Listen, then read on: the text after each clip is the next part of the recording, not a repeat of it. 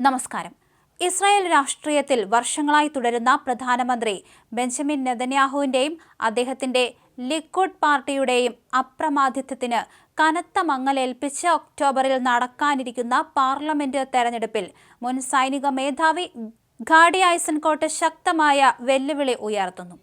Tell അവീവിൽ നിന്നും പുറത്തുവരുന്ന പുതിയ രാഷ്ട്രീയ സൂചനകളും സർവേ ഫലങ്ങളും നെതന്യാഹുവിന്റെ ഭരണ തുടർച്ചയ്ക്ക് കനത്ത അഗ്നിപരീക്ഷയായിരിക്കുമെന്നാണ് വ്യക്തമാകുന്നത്. ഇസ്രായേലിൽ ഏറ്റവും കൂടുതൽ കാലം പ്രധാനമന്ത്രിയായ ബെഞ്ചമിൻ നെതന്യാഹുവിന്റെ തീവ്ര വലതുപക്ഷ നയങ്ങളുടെ നേർ വിപരീത നിലപാടുകൾ സ്വീകരിച്ചാണ് ഗാഡി ഐസൻകോട്ട് ഇസ്രായേൽ ജനതയുടെ മനസ്സ് കീഴടക്കുന്നത്.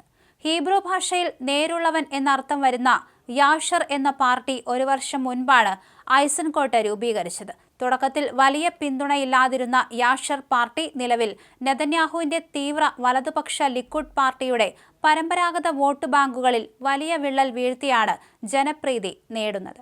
മുൻ പ്രധാനമന്ത്രിമാരായ നഫ്താലി ബെന്നറ്റ്, യയർ ലാപിഡ് എന്നിവരടങ്ങുന്ന സഖ്യത്തെക്കാൾ ഏറെ തന്ത്രപരമായാണ് ഐസൻകോട്ട് നെതന്യാഹുവിനെ നേരിടുന്നത്.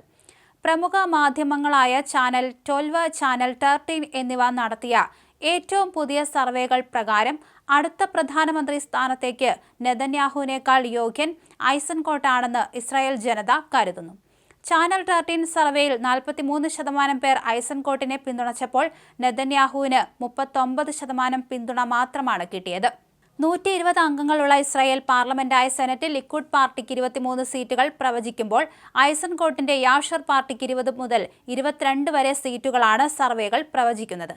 4 മാസങ്ങൾക്ക് ശേഷം നടക്കുന്ന തെരഞ്ഞെടുപ്പിൽ നെതന്യാഹുവിനെ ഭരണത്തിൽ നിന്നും താഴെയിറക്കാൻ പ്രതിപക്ഷത്തിന് സാധിക്കുമെങ്കിലും വിവിധ പ്രത്യയശാസ്ത്രങ്ങളുള്ള പാർട്ടികളെ ഒന്നിപ്പിച്ച് സഖ്യകക്ഷി സമവാക്യങ്ങൾ രൂപീകരിക്കുക എന്നത് ഐസൻകോട്ടിന് മുന്നിലുള്ള വലിയ വെല്ലുവിളിയാണ്. ഐസൻകോട്ടിന്റെ ഈ അപ്രതീക്ഷിത വളർച്ച വലിയ ഭീഷണിയായാണ് നെതന്യാഹുവിന്റെ പാർട്ടി കാണുന്നത്. ഇതിനെ പ്രതിരോധിക്കാൻ നെതന്യാഹുവും അനുയായികളും വ്യാജ പ്രചരണങ്ങളും വ്യക്തിഹത്യകളും ആരംഭിച്ചു കഴിഞ്ഞു.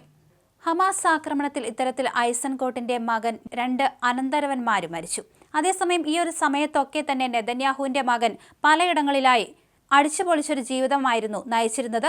ഇസ്രായേൽ ജനതയ്ക്കൊപ്പം നിന്ന വ്യക്തിയാണ് ഐസൻകോട്ട്. അതുകൊണ്ട് തന്നെ ഇദ്ദേഹത്തിന് കൂടുതൽ പിന്തുണ ലഭിക്കുമെന്നാണ് ഏവരും വിശ്വസിക്കുന്നത്.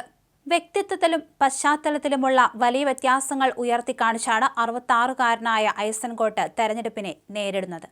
പ്രസംഗങ്ങളിലും രാഷ്ട്രീയ കളികളിലും നാടകീയതകൾ നിറഞ്ഞവനുമായ 76-കാരനായ നെതന്യാഹുവിൽ നിന്നും തികച്ചും വ്യത്യസ്തനാണ് ശാന്തനും എളിമയുള്ളവനുമായ ഐസൻകോട്ട്.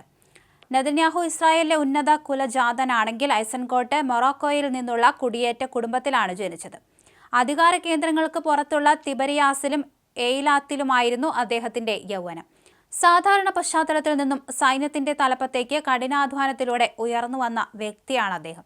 2015 നെതന്യാഹു തന്നെയായിരുന്നു അദ്ദേഹത്തെ ഇസ്രായേൽ സൈന്യത്തിന്റെ ചീഫ് ഓഫ് സ്റ്റാഫ് പദവിയിലേക്ക് തെരഞ്ഞെടുത്തത്.